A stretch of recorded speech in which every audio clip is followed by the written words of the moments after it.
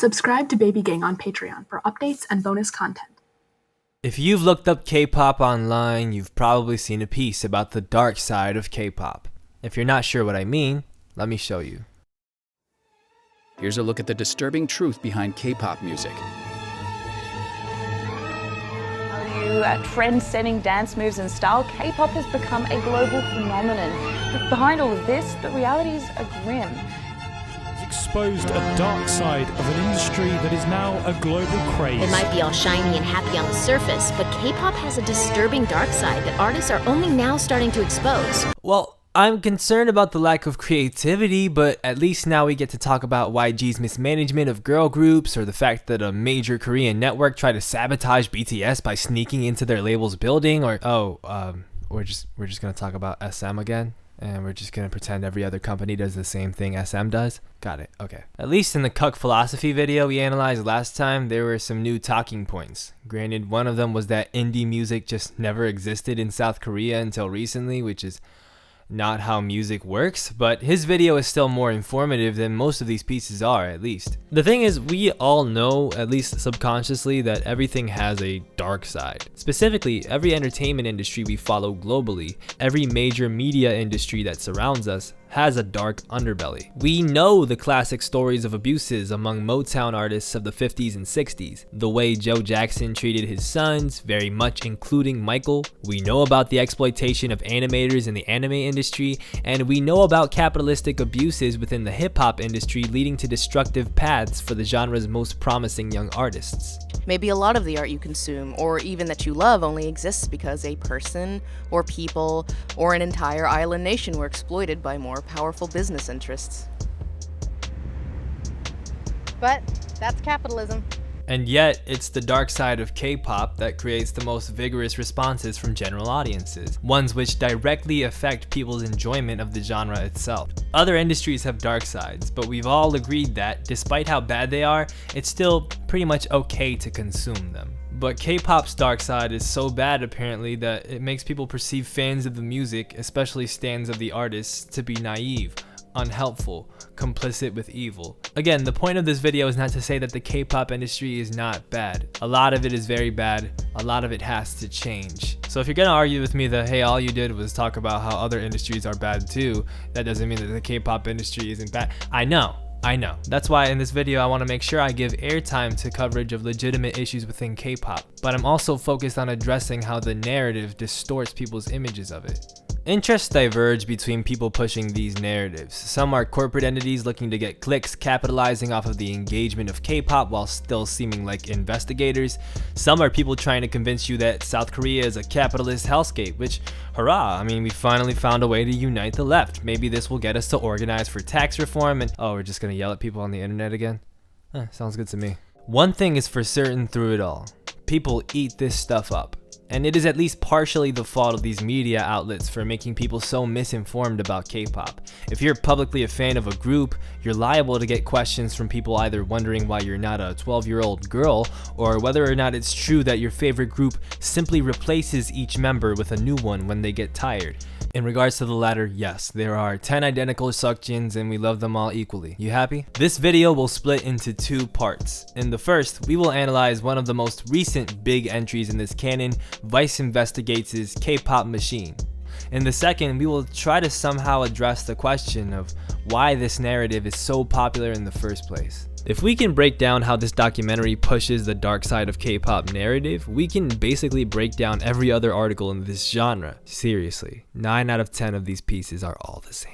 For instance, you'll note that the documentary features a thumbnail with BTS, who is of course the world's most successful K-pop group, but it only makes a couple of direct mentions of BTS. And of course, most of the dark elements of the idol industry which are being covered don't really apply to BTS as well, or other artists. But you can watch our BTS versus K-pop video and our You're Wrong About K-pop essay, the first installment in this series, to hear more about that. Now this is common practice among media companies. Make a work about some salacious things related to K-pop and put BTS in the thumbnail, thus tacitly linking their historic success with all these salacious elements you're talking about, despite the fact that you haven't connected them to these bad things explicitly because You can't really. There are naturally numerous interviews in the documentary, including an interview with Kang Hae-ryun, a Korean journalist who discusses the Burning Sun scandal. After the documentary came out, Hae-ryun quickly tweeted a thread rejecting much of what it has to say about K-pop. And while it's not unusual for people interviewed in documentaries to later publicly dispute them, I figured there may be no better person to reach out to than she. So I interviewed her. Let's first get some things out of the way. There are systematic, rotten problems in the idol trainee system. I do think that there's a dark side, but saying there's a dark side to something is as bland as saying something like water's wet. I'm not trying to diminish the criticisms, but the way that it's become like a simplified, generalized narrative about the dark side of K-pop and how this bland, obvious statement seems to resonate in headlines shows that there's a problem in the way Western media perceive this new Asian culture that's becoming mainstream. Yay! It's time! It's time! It's time for a video essay! What we get wrong about K-pop, Part 2, the media. Part 1. How? The documentary features Charlotte Dubach, a British journalist of repute exploring K-pop and Seoul in general. Hae-ryun was quick to note to me that Charlotte was very kind and professional alongside her production team. Actually, I had a great time with the interview, and I really enjoyed talking to the crew, and it was just such a fun environment. And Charlotte was professional and classy, and she facilitated the conversation well. I don't feel like I was misled. I don't really want to put so much attention on this Vice documentary because I just feel like in the world of dark side of K-pop narratives, the Vice documentary isn't even that bad. And I think that it's important to put that in context. I do not feel that this is an individual reporter's problem. It's an institutional problem, and it's not just Vice's problem. It's, something that you see in so many different media narratives when it comes to K-pop. I strongly advise that we don't use this discourse to attack Charlotte or the team sent with her for this one, as they're just media people trying to do an honest job, and they do it pretty well. It just so happens that the job itself is what we take issue with here. It's the directive on behalf of whoever is in charge of this episode at Vice and whoever wanted this piece to come out this way that we should criticize primarily. The thing about this documentary is it's really hard to converse about straightforwardly because its messaging seems uneven. I mean, sure, there are right away some things you can straight up point out are flawed, like the fact that the doc uses K-pop as an exchangeable term with idol music, as most every one of these pieces do, or the fact that they point to Seo Boys as the first K-pop group and only casually mention that they were about teenage angst without pointing out that this angst the group spoke about was based on rebellion against social and systemic norms, and that they were often undermined by mainstream conservative media. And there are points here where you get fascinating documentarian work. The parts with the young trainee walking down the dingy stairs to rehearse in front of a dingy mirror, the confession from the Monbebe who nearly took her own life and was saved by a live stream. They were talking about youth. Youth is the time where you make mistakes and this is not the end. This is just the beginning. You have to keep going. You have to keep pushing. You have to Moments like these really appeal to your inert humanism, but they also say interesting, complex things about different areas of K-pop. It's just a shame that in the end, despite all the nuanced things being showcased in the doc, despite all the potential contradictions and ambiguous causes of certain issues, the documentary opts in the end for an essentialist approach. One example comes as Charlotte ties up the piece when she says, "Still, K-pop continues to break record after record on a global scale, with more artists being churned out by a factory system that's been exposed for its flaws, but is so far holding steadfast in protecting its image with fans." This conclusion is founded on the core focus of the documentary's objective as a whole. Tell the viewer that K-pop's appeal is based on fantasy. There's no flaw.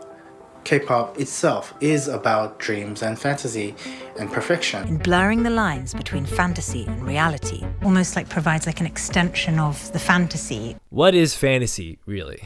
Dictionarily, it's the faculty or activity of imagining things, especially things that are impossible or improbable. The fantasy of idol music, as said a couple of times in the documentary, is the idea that the idols themselves are perfect. Thus, the logic follows that these hundreds of millions of adoring fans stand these different groups because they've fallen for these apparently perfect people and are now working overtime to reward their perfect efforts. That's the assertion, right? Something like that. But when you examine the content of the documentary in tandem with the things it leaves out, this concept seems to fall apart. When Charlotte interviews the Monbebe, or Monsta X fans, there are a few fascinating exchanges that show a deeper reality to the fans' affections. One of the cringier moments of the documentary comes when she asks them if their fandom is based on sex appeal. All of the people interviewed have an adverse reaction. When we think of any kind of Western equivalent, okay, let's imagine young girls being into like Backstreet Boys or NSYNC. A lot of it is about sex, right? Like we are sexually attracted to them, we fantasize about dating them. Is that the case with these guys? Okay,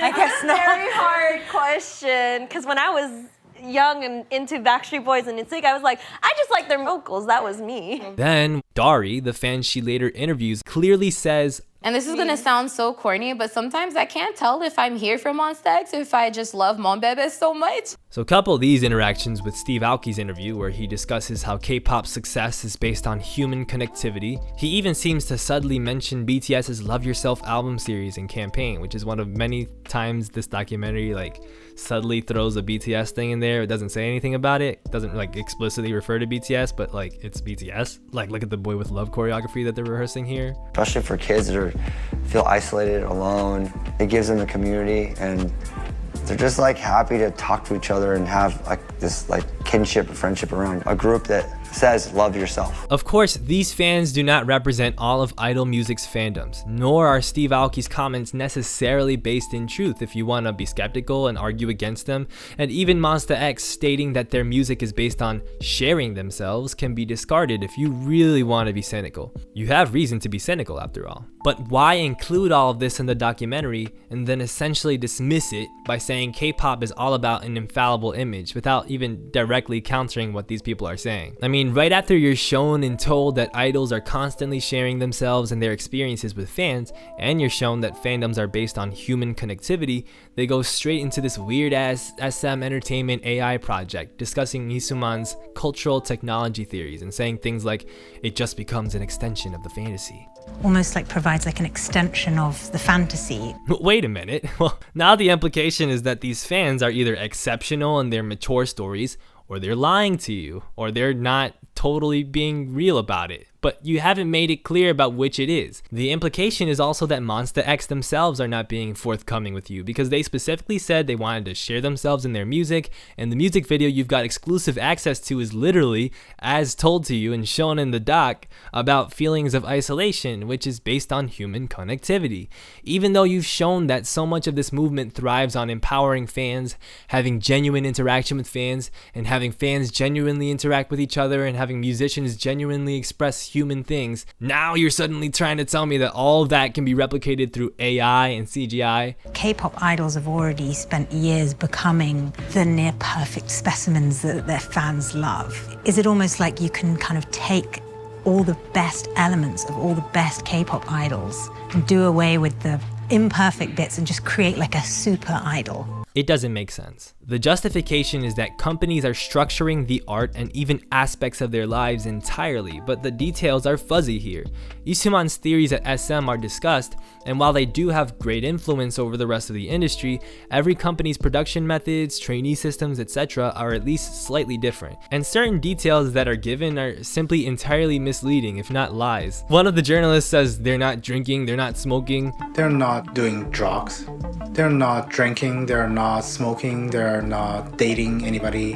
And this is an expectation not only by the company executives, but also by the fans as well. And Monsta X actually publicly drink fairly often. They joke about it with their fans, and they even get footage of it. And this is common among K-pop groups as well. You can ask K-pop fans what their biased drinking habits are, and they'll probably rattle off fun facts for several minutes at a time. Now, they don't smoke marijuana, theoretically, because of South Korea's drug culture. And while some fans in Korea certainly have some bizarro issues with possessiveness over their idols' dating habits, see EXO's Chen for instance, general consensus is that many idols are dating and having relations behind the scenes. And international fans are used to their stars dating anyway, so they simply don't care. This is besides the fact that many idols only have dating restrictions for a couple of years, after which many publicly date. Hell, Taeyang's Eyes, Nose, Lips, one of the biggest K-pop songs of all time, is so explicitly about his longtime partner Min Hyorin that the music video eventually reveals a giant image of her in the background. In K-Pop Machine, there's very little effort to even communicate with the fans shown past a short segment, so fans have very little agency in what is essentially a conversation about them.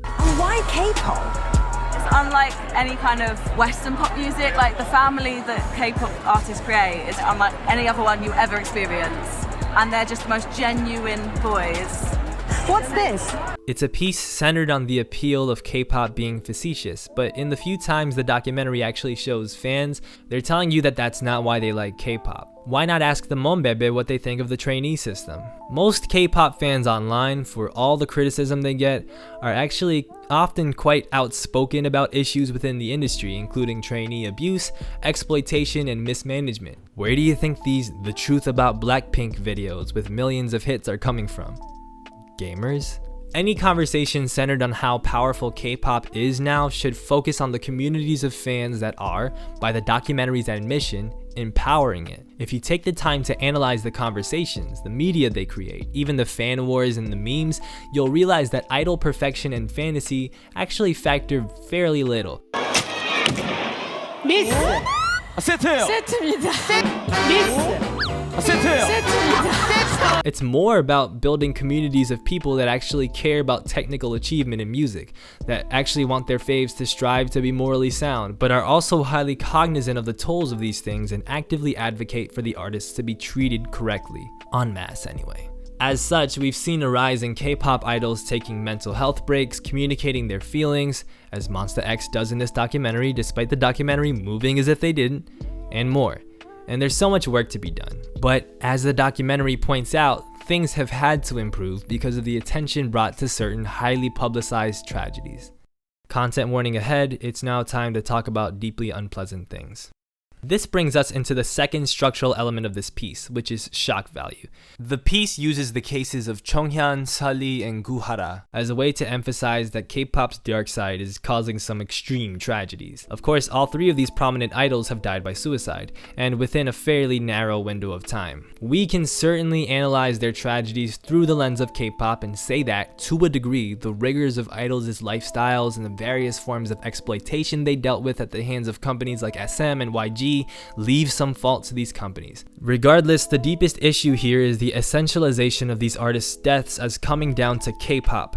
That the real issues within the idol industry are what led to these artists' mental health struggles and eventual deaths by suicide. As far as we know, this is simply not true. For example, in the cases of Sulli and Guhara, there were significant, highly publicized issues surrounding these young women that very much dealt with issues of misogyny in Korean society and in global society. I will let Haeryun discuss this more in depth.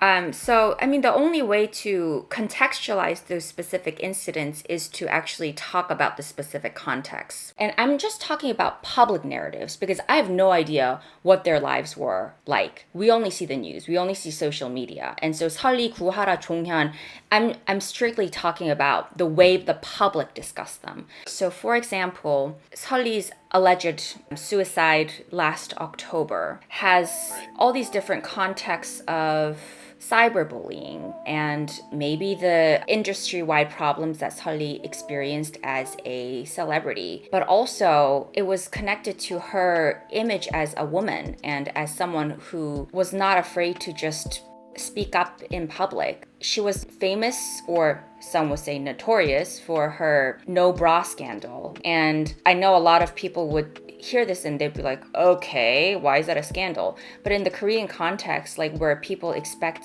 celebrities of her age and beauty to be chaste but sexy, but not be aware of the sexiness, basically like be a Lolita while not speaking up about the Lolita-ness. This was a shock. Like people thought she was dirty.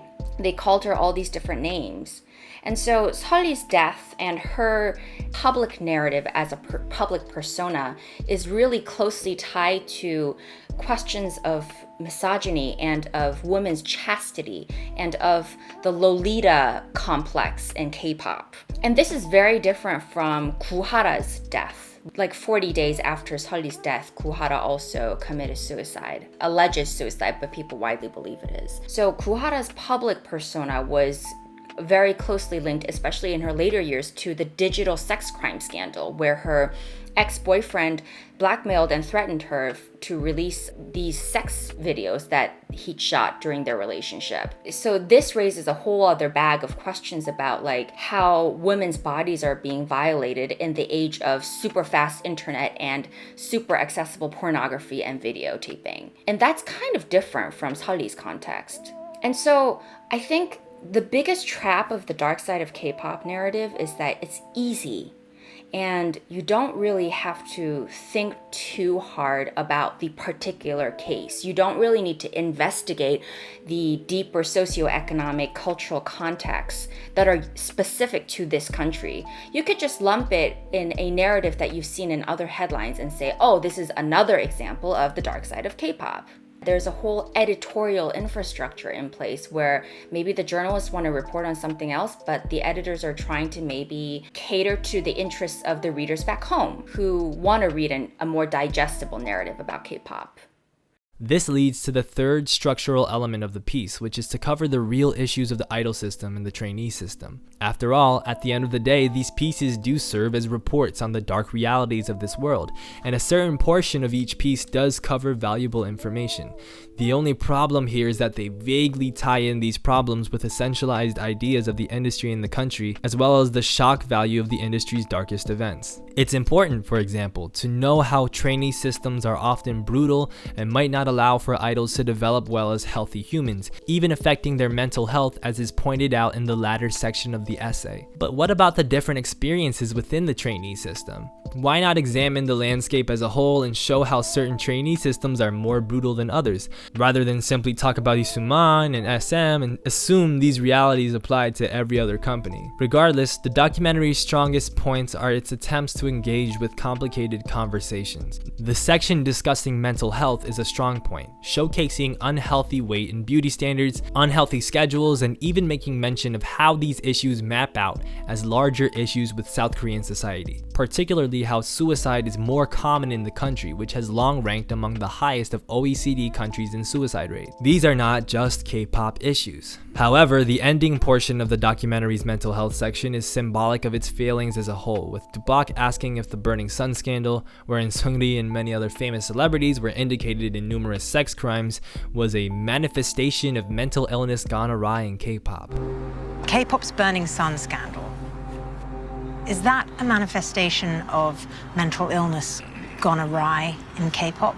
Like, are we really gonna say that abuses of power and misogyny and sex trafficking are mental illness issues? If you've already connected these things to the hashtag #MeToo movement in Korea, and we already know how these things have existed not just in global society, but in Korean society outside of K-pop, how are you going to say this incident is about mental illness in K-pop? It's as if the documentary seeks to undo the work it does in order to push the narrative that K-pop is somehow insidious in nature, that it pushes a fake fantasy to hide corruption and scandal. The person she interviews, who runs a program to help celebrities deal with mental health issues, essentially deflects from her question as depicted in the documentary by tracing this scandal to money and power. But the damage is done, because it's clear that the documentary is heading in a certain direction by the end.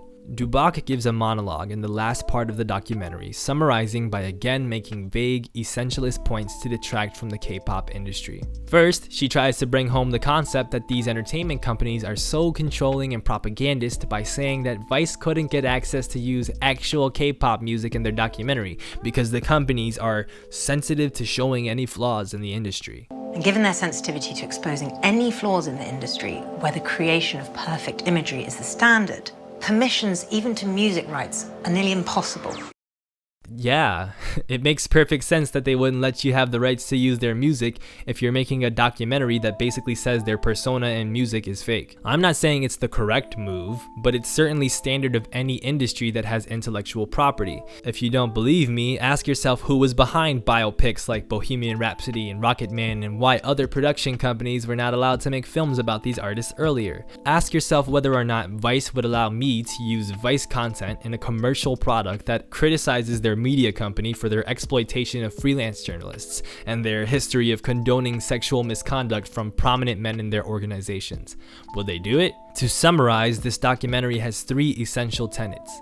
The first and most important is its thesis, that K-pop is driven by fantasy, and that, as the final line of the doc states, the fantasy is seemingly coming apart. This, as I've shown, is highly contestable, and if you don't buy into this part, none of the dark side of K-pop stuff really works past being indications of flaws in an industry, something nobody would argue against that isn't biased. The second tenet is to use shock value, to bring up the most shocking, dark events of the past few years to drive the pathos and the intrigue of the industry's dark side, paired with the imminent continued success of the industry's biggest acts. How can industry do good thing if very bad thing happen? And the third is to cover the same general problems: beauty standards, authoritarian companies, and mental health issues. This results in important information being reported but still manipulated to push a narrative against K-pop with a faulty premise. Now, of course, my video might get passed off as an angry K-pop fan's angry response at a documentary showing the truth about K-pop, and it's not. K-pop fans and experts are not bothered by people uncovering issues with the industry. In fact, K-pop fans and experts conduct investigation and discourse of their own that's at times far ahead of what corporate media entities are collectively doing. K-pop fans are tired of these issues being investigated with the same boomer lens. If you really studied these communities, you would know that perfection and fantasy are hardly elements of what makes fans so devoted. Sure, the fact that these artists and their productions are technically impressive is part of the appeal, but it's not what makes Monbebe devoted to Monsta X. It's only outsiders looking in that label these fandoms this way. When your lens is messed up, it doesn't matter how many pictures you take of reality. The image you will get as a result will still be distorted. And the problem is, not only are these works problematic and demonstrably uninformed in their approach, they're incredibly widespread. Everyone is running these same articles with the same lens. Why are people so willing to believe things about K-pop that can be easily disproved? Why is the media like this towards K-pop?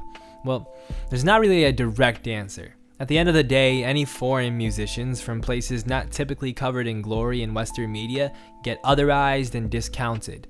Latinx artists and African artists are often treated as ornamental. Entire histories and themes and artists are grouped together as spice that a Western artist gets credited for seasoning their music with. Meanwhile, Asian public figures in these spaces are given tropes of their own, ones that echo ignorance and even paranoia about the countries and cultures they represent. Hedian notes it in the discussions people have about politeness. And then you look at their behaviors on talk shows, and a lot of these K-pop stars, they don't speak good English. So a lot of them are very stiff in talk shows, like Ellen. They don't say a lot. And also the way they behave in public reflects to a large degree the way they were taught to behave as Korean citizens. And social behavioral norms in Korea aren't the same as in the States. So you're not gonna get like a Korean K-pop artist that's swearing and saying fuck you like Justin Bieber. But then people look at this politeness. Journalists and a lot of American viewers characterize this Korean politeness and their behaviors as robotic or inhumane.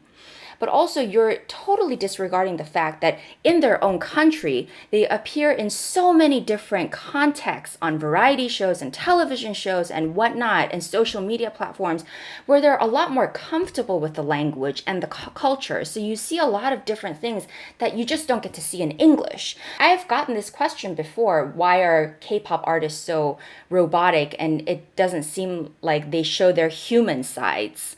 And I'm just thinking, what is your definition of human?